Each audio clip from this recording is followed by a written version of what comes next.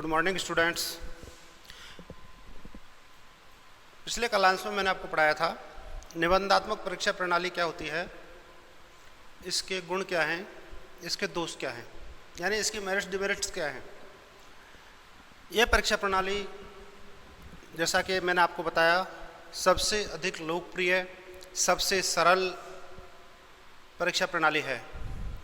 लेकिन वर्तमान युग में जो परीक्षा प्रणाली सबसे ज़्यादा लोकप्रिय अब होती जा रही है वो वस्तुनिष्ठ परीक्षा प्रणाली है। क्यों? क्योंकि निबंधात्मक परीक्षा प्रणाली में कुछ दोष व्याप्त हैं। उन दोषों को यदि दूर कर दिया जाए तो यह परीक्षा प्रणाली भी बहुत अच्छी हो सकती है। अब वो दोष क्या क्या हैं वो मैंने आपको बता दिया। अब बात करते हैं उनके सुझावों की, तो उन दोषों को दूर करने के लिए तो क्या सुझाव दिए जा सकते हैं। दोषों को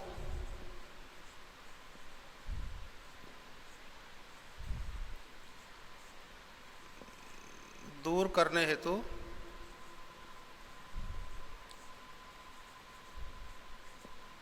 सुझाव।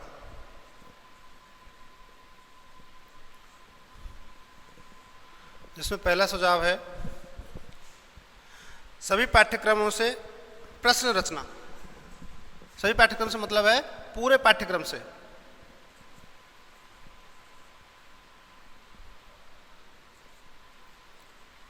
संपूर्ण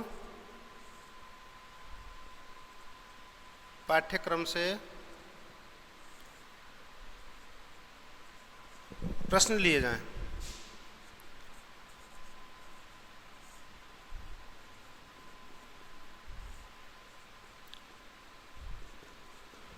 अक्सर शिक्षक क्या करते हैं, जल्दबाजी में पूरे सिलेबस को कवर करने वाला प्रश्न पत्र निर्मित नहीं करते। इसका मतलब ये नहीं है कि सभी शिक्षक ऐसे होते हैं, कुछ शिक्षकों की बात है। शिक्षक चाहे कोई भी हो, उसे अपनी परीक्षा प्रणाली पर विशेष ध्यान देना चाहिए। जल्दबाजी का काम ये नहीं है। क्यों? क्योंकि बालक के फ्यूचर की बात है, बालक के बारे में जानकारी प्राप्त करने की बात है, उसकी ग्रेडिंग की बात है, उसकी परसेंटेज की बात है।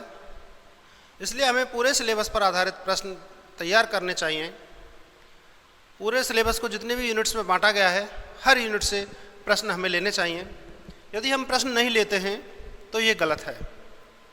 जैसा कि मैंने अभी इसके दोषों में बताया था कि शिक्षक 5 प्रश्न कहीं से भी उठा के उसमें लिख देता है निबंधात्मक प्रश्न की कोई 3 प्रश्न करिए। उनमें बालक क्या करता है, कोई 3 प्रश्न करिए में बालक जो सिलेबस है उसका 1/3 छोड़ देगा और 3/4 पढ़ लेगा, यानी उसका 75% पढ़ लेगा और 25-30% छोड़ देगा। उसी में से वो प्रश्न उसके आ जाएंगे। इसलिए बालक भी पूरे सिलेबस का अध्ययन नहीं करता। इस प्रकार की परीक्षा प्रणाली में यदि प्रश्न रखे भी जाएं तो ये होना चाहिए कि हर यूनिट से 3-3 प्रश्न होंगे और उन 3 प्रश्नों में से जो कक्ष में परीक्षक है वो परीक्षक उन पर टिक लगवाए कि ये प्रश्न आपको करना है, तो बालक पूरा सिलेबस बड़ी गंभीरता के साथ अध्ययन करेगा और स्वाध्याय भी करेगा। लेकिन जब हम उसको ऑप्शन दे देते हैं अथवा में प्रश्न डाल देते हैं तो बालक ऑटोमेटिकली तैयार नहीं करेगा। उसे पता है कि मुझे ऑप्शन में मिल जाएगा कोई ना कोई प्रश्न।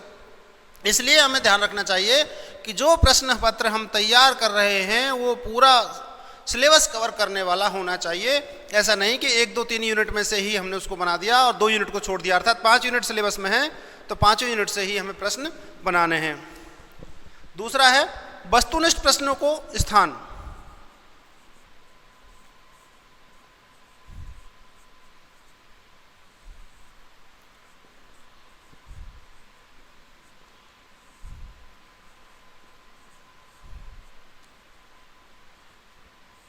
निबंधात्मक परीक्षा प्रणाली में कुछ प्रश्न वस्तुनिष्ठ भी रखे जाने चाहिए। वस्तुनिष्ठ प्रश्न रखने का फायदा क्या होगा कि बालक पूरा सिलेबस गंभीरता से पढ़ेगा। यदि वस्तुनिष्ठ प्रश्न नहीं करेंगे तो दिक्कत होगी। इसके साथ साथ अति लघुत्तरात्मक प्रश्न भी रखिए, निबंधात्मक प्रश्न भी रखिए। उन प्रश्नों का फायदा ये होगा कि बालक संश्लेषण विश्लेषण करना सीख जाएगा, विषय वस्तु की गहन जानकारी उसको होगी और गंभीरता के साथ वो उसका अध्ययन करेगा। इसलिए वस्तुनिष्ठ प्रश्नों को भी निबंधात्मक परीक्षा प्रणाली में स्थान देना चाहिए। कुछ प्रश्न ऐसे अवश्य ही हों। मूल्यांकनकर्ता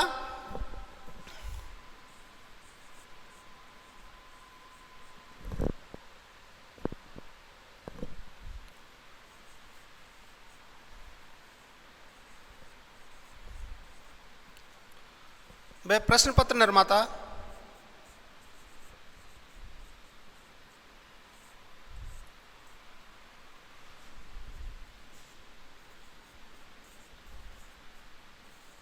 एक ही व्यक्ति हो।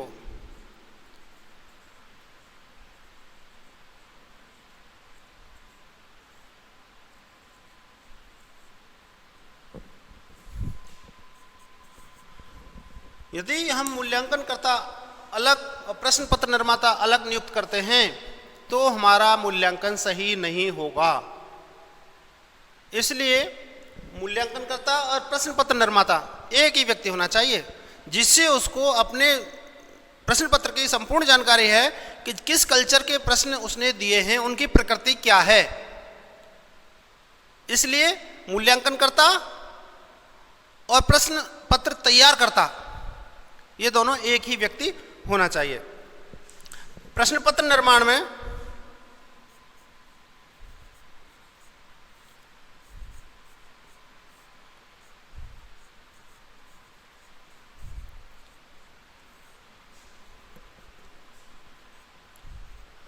उद्देश्यों को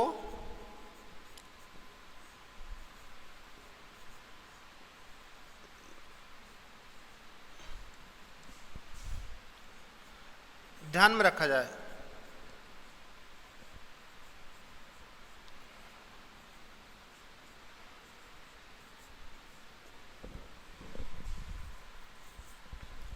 जो प्रश्न पत्र निबंधात्मक परीक्षा प्रणाली का हम तैयार कर रहे हैं उसमें इस बात का विशेष ध्यान देना चाहिए कि जो प्रश्न हमने रखे हैं क्या हमारे प्राप्य उद्देश्यों को कवर करते हैं। हमारे जो उद्देश्य हैं 6 ज्ञानात्मक, बोधात्मक, प्रयोग, कौशल, रुचि और आवृत्ति, क्या इन 6 कौशलों को ध्यान में रखते हुए प्रश्न बनाया है ताकि हमें ये पता चल सके कि हमारी उद्देश्यों की कितने % प्राप्ति हुई अथवा नहीं हुई। यदि हम ऐसा नहीं करते हैं, उद्देश्यों को ध्यान में नहीं रखते हैं तो प्रश्न पत्र अर्थहीन हो जाएगा। इसलिए आपने पढ़ा होगा और आपको बताया भी कि जब नील पत्र हम तैयार करते हैं तो नील पत्र 3 तरह की बातों को ध्यान में रख के बनाते हैं। नंबर 1, प्रश्नों के आधार पर।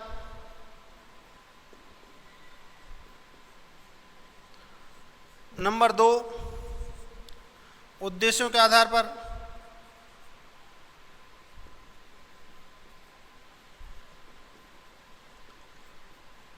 और नंबर 3, विषय वस्तु पर आधारित।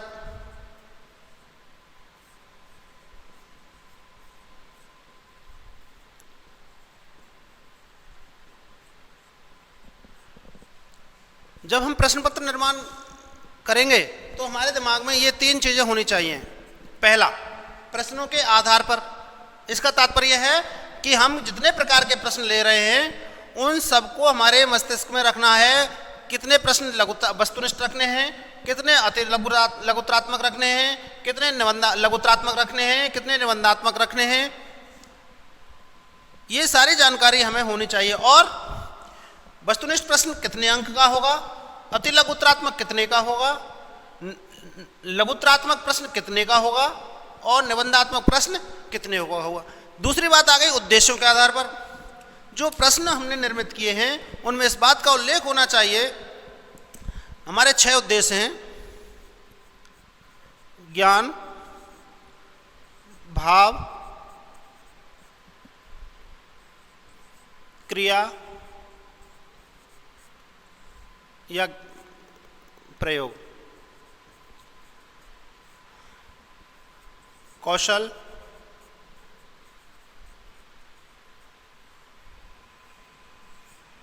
रुचि और आवृत्ति।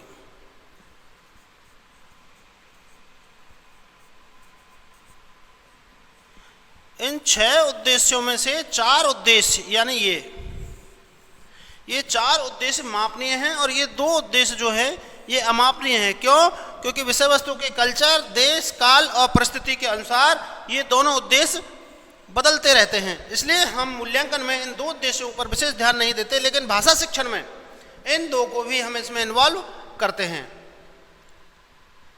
सामाजिक अध्ययन में, सामाजिक विज्ञान में और जो दूसरे विषय हैं जिसमें सिविक्स है, आपकी नागरिक शास्त्र है, हिस्ट्री है, ज्योग्राफी है, फिजिक्स है, केमिस्ट्री है, मैथ है, जूलॉजी है, बॉटनी है, कॉमर्स के सब्जेक्ट हैं, उन सब में सिर्फ इन 4 उद्देश्यों का ही ध्यान रखते हैं।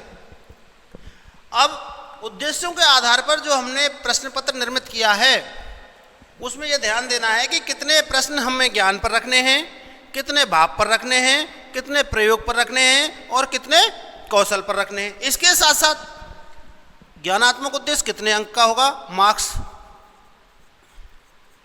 इस बात का भी हम इसमें ध्यान रखते हैं। भावात्मक उद्देश्य कितने मार्क्स का होगा, क्रियात्मक कितने का होगा और कौशलात्मक कितने का होगा। जब इसमें अंकों का निर्धारण हो जाएगा तब प्रश्नों का निर्धारण होगा कि इसमें से वस्तुनिष्ठ प्रश्न कितने लिए जाएं। जैसे ज्ञानात्मक उद्देश्य के मान लीजिए आपने 10 अंक ले लिए कि ज्ञानात्मक उद्देश्य के 10 अंक के प्रश्न हमें लेने हैं। अब इस 10 अंक में ही हमें यह निर्धारित करना है कि इसमें से वस्तुनिष्ठ प्रश्न कितने हैं, इसमें से अति लघुत्तरात्मक कितने हैं, इसमें से निबंधात्मक कितने हैं और इसमें से लघुत्तरात्मक कितने हैं। इस तरह से हम उनके आधार पर प्रश्नों की संख्या निर्धारित करते हैं। 2 हो गए। अब तीसरी बात आती है विषय वस्तु के आधार पर। विषय वस्तु से तात्पर्य है कि हमने एक यूनिट में कितने चैप्टर्स पढ़े या पूरे सिलेबस में कितने चैप्टर्स पढ़े, उन चैप्टर्स के आधार पर हम इसमें अंक देते हैं। यानी जैसे हमने इसको अंक दे दिए वस्तु के आधार पर 5 यूनिटें और हमने 50 नंबर का बनाया तो 10-10 अंक हो गए सब में। जरूरी नहीं है कि आप 10-10 दें, ये आपके विवेक पर डिपेंड करता है कि आप ज्ञानात्मक को ज़्यादा देते हैं या आप बोध को ज़्यादा देते हैं या कम देते हैं। इसका कोई निर्धारित नियम नहीं है, आप इसमें कर सकते हैं कम ज़्यादा। तो आप हर यूनिट के आधार पर इसमें से अंक देखेंगे, उस अंक के आधार पर प्रश्न देखेंगे कि इसमें से कितने कितने प्रश्न कैसे कैसे लिए जाएं। इस तरह से हमें ये तीनों चीज़ों को ध्यान में रखते हुए प्रश्न पत्र निर्मित करना होता है, जिसमें से उद्देश्य भी सम्मिलित होते हैं।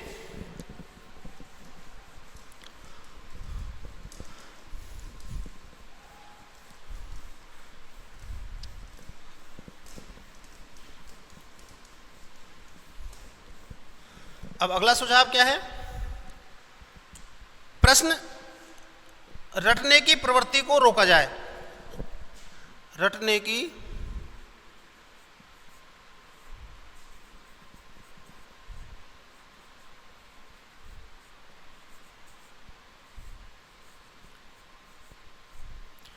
को रोका जाए।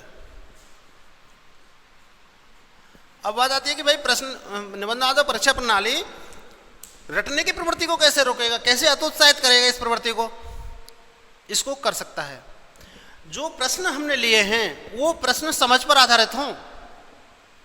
ऐसे प्रश्न नहीं हो जो बिंदुवार बालक रट के परीक्षा दे दे, बल्कि ऐसे हो कि बालक ने यदि उसकी स्टडी नहीं किया है गहन तो वो उत्तर देने में असमर्थ रहे। जब वो ऐसा उसके साथ एक बार होगा तो अगली बार से वो विषय वस्तु की गंभीरता के साथ गहन जानकारी प्राप्त करेगा। इसलिए इसमें ऐसे प्रश्न रखे जाएं जो बालक के अनुभव पर आधारित हो, बालक ने जो सीखा है उस पर आधारित हो, बालक के कौशल पर आधारित हो, आदि आदि। अगला है प्रश्न छोटे हों।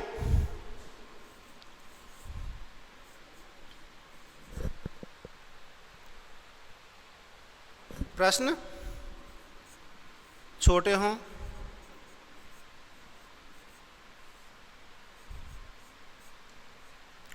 अर्थात प्रश्न इतने बड़े भी नहीं होने चाहिए कि बालक आदि बात को भूल जाए। यानी जब प्रश्न पढ़ा है तो आगे की बात भूल गया, पीछे की बात ही उसे याद रही। इतना बड़ा प्रश्न नहीं होना चाहिए, एक बात। और बड़े की दृष्टि से दूसरी बात फिर बताऊं, उत्तर जो सीमा है वो लंबी नहीं हो, उस दृष्टि से भी प्रश्न छोटे हों। तीसरा इसी में है आगे, स्पष्ट हों। स्पष्ट से तात्पर्य है कि बालक प्रश्न को आसानी से समझ जाए। आसानी से समझ जाएगा तो आसानी से ही उसका उत्तर दे देगा। जैसे मैं एक प्रश्न आपको बोल के बताता हूँ, शिक्षण सहायक सामग्री शिक्षण की पूरक है, शिक्षक की नहीं, स्पष्ट कीजिए। यह प्रश्न गुमराह करने वाला है। अब स्पष्ट कैसे होगा? अगर हम स्पष्ट प्रश्न बनाते हैं इसका, तो ये प्रश्न हो सकता है, शिक्षण में शिक्षण सहायक सामग्री का क्या महत्व है, क्या योगदान है। एक तो ये हो सकता है। दूसरा हो सकता है, शिक्षण अधिगम प्रक्रिया में शिक्षण सहायक सामग्री के उपयोग बताइए। इस तरह के सारा, अब ये साधारण प्रश्न हो गया, सीधा बता देंगे कि शिक्षण सहायक सामग्री के महत्व क्या है, उसकी आवश्यकता क्या है, आसानी से बालक लिख सकता है। फिर निश्चित हो,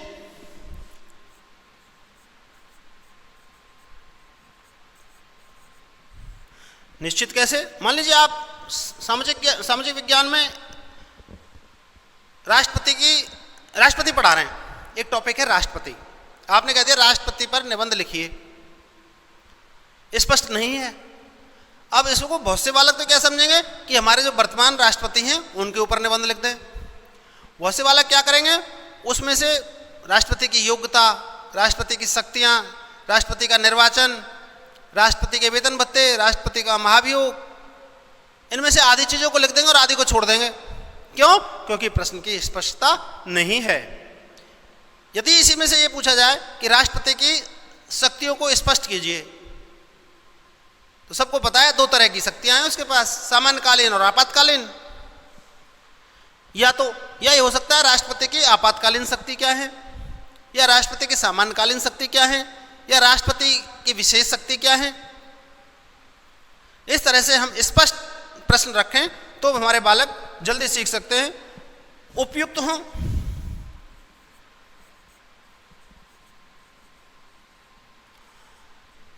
अर्थात प्रश्न ऐसे ना हो जो निरर्थक हों, जिनका कोई बालक के जीवन में उसका कोई लेना देना नहीं, या कंटेंट से उसका कोई लेना देना नहीं। प्रश्न ऐसा हो जो बालक से लेना देना हो, समाज से लेना देना हो, देश से लेना देना हो, बालक के फ्यूचर से लेना देना हो, और सिलेबस से भी, और सटीक हों।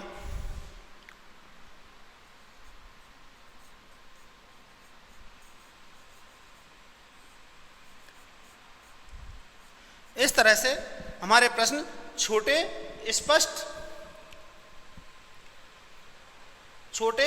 निश्चित, उपयुक्त व सटीक हों, तो हम परीक्षा प्रणाली को बहुत अच्छी बना सकते हैं। नंबर अगला 7वां नंबर है, प्रश्न पत्र व उत्तर पुस्तिका पर कोई पहचान का चिन्ह नहीं हो। प्रश्न पत्र व उत्तर पुस्तिका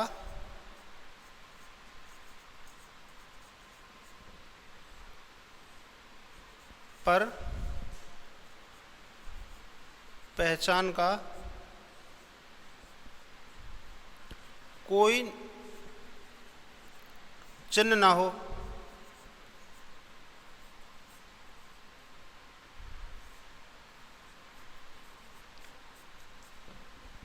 इसका क्या फायदा है? इसका फायदा है कि ना तो शिक्षक को यह पता लगेगा कि ये किस स्टूडेंट की कॉपी है, और ना ही स्टूडेंट को पता लगेगा कि इस प्रश्न पत्र को हमारे किस टीचर ने बनाया है। ये फायदा आप लोगों ने सुना होगा, पिछले साल की बात है, अखबारों में आया था कि कई शिक्षकों के बच्चों ने स्टूडेंट को फ़ोन किया कि आपकी कॉपी हमारे पास आई हुई हैं, आप हमसे संपर्क करें, अर्थात पैसे दे लेके हम नंबर बढ़ा देंगे। इसका भाव ये था। अब बात आई कि साहब उसके पास स्टूडेंट का नंबर कहाँ से आया? स्टूडेंट ने ही अपना नंबर कॉपी में लिखा, जिसके कारण स्टूडेंट के पास फ़ोन आया। नहीं, पर्टिकुलर स्टूडेंट के पास स्टूडेंट का कोई डाटा नहीं है। पिछली बार यूनिवर्सिटी के एग्जाम में भी ये वाकया हुआ, कोटा यूनिवर्सिटी के एग्जाम में ऐसा हुआ। इसलिए जब हम प्रश्न पत्र पर और उत्तर पुस्तिका पर कोई पहचान छोड़ेंगे तो निश्चित रूप से नकल की संभावना बढ़ जाएगी, भेदभाव की संभावना बढ़ जाएगी। इसलिए हमें निबंधात्मक परीक्षा प्रणाली का प्रश्न पत्र तैयार करते समय इस बात का विशेष ध्यान रखा जाए कि हम प्रश्न पत्र पर कोई पहचान नहीं छोड़ें और उत्तर पुस्तिका पर स्टूडेंट कोई पहचान नहीं छोड़े। और अगला है विकल्प ना हो, प्रश्नों के विकल्प ना हो।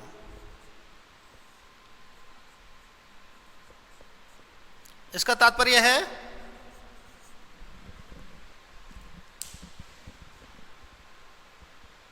प्रश्नों के अथवा वाले जो प्रश्न हैं वो नहीं हो, सारा का सारा प्रश्न पत्र अनिवार्य हो। जैसे आपके कंपलसरी पेपर में ऐसा 11 प्रश्न आप बनाते हैं, उनमें ऑप्शन देते हैं कोई 5 प्रश्न कीजिए या कोई 6 प्रश्न कीजिए, तो अथवा में हो गए ना सब। इच्छा के आधार पर बालक ले लेगा। बालक ने जितना सिलेबस पढ़ा है उसमें से 5-6 तो आधा भी पढ़ा है, तो 5-6 प्रश्न तो आ ही जाएंगे। 3 प्रश्न आपने निबंधात्मक दिए, उन तीनों के विकल्प दे दिए, तो प्रश्न पत्र अच्छा नहीं है। प्रश्न पत्र उसको अच्छा माना गया है, निबंधात्मक परीक्षा प्रणाली में जो प्रश्न पत्र अच्छा माना गया है उसमें है प्रश्नों के विकल्प नहीं हो, यानी अथवा वाले प्रश्न नहीं हो, पूरा का पूरा सिलेबस कवर करते हुए सारे प्रश्न अनिवार्य हों। और लास्ट है अंकों की जगह ग्रेड।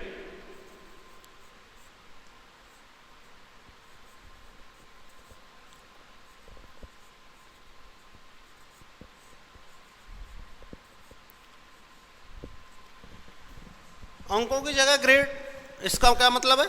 इसका मतलब है हम बालक को जो डिवीजन देते हैं 60% से इतने परसेंट तक ये, 61 से 75 तक ये, 75 से 90 तक ये, इसकी ग्रेडिंग हो, जिससे बालकों में हीनता की भावना नहीं आएगी। किसी बालक के नंबर है 45.1 और किसी एक बालक के नंबर हैं 59.9, इसको एक ही ग्रेड में रखा जाए, जिससे अंतर तो हो गया 15% 14% का, लेकिन बालक में हीनता की भावना नहीं आएगी।